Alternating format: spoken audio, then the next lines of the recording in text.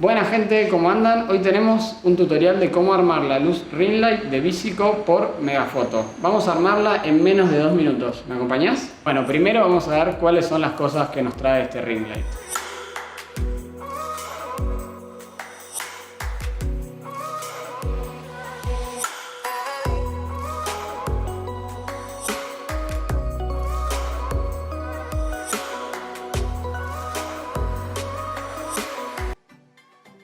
Bueno, ahora vamos a armarlo.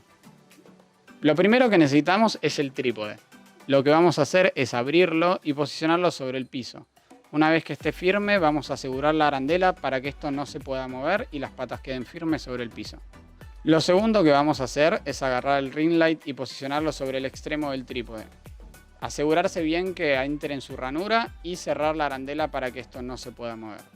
Una vez cerrada la arandela, tenemos la arandela de la derecha, la cual nos permite hacer este movimiento de arriba a abajo con el ring light. Bueno, el tercer paso es la rótula. Tenemos que posicionarlo en la ranura que tiene el ring light arriba y asegurar de que esté bien cerrado en los ajustes.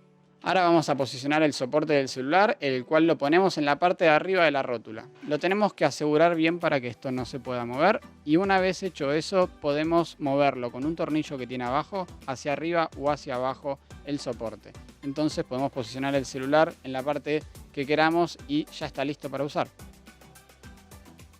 En el caso de que vos no tengas celular y tengas tablet, también tiene el soporte de tablet. Entonces lo que vamos a hacer es posicionarlo en la parte de arriba nuevamente y una vez que esté bien ajustado, ajustar el tamaño del soporte al tamaño de tu tablet.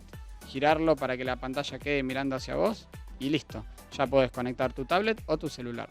El extensor flexible lo que nos permite es alejar un poco el ring light del trípode. Entonces vamos a conectar la parte de abajo con el trípode y la parte de arriba con el ring light. Y asegurar de que esto quede bien ajustado.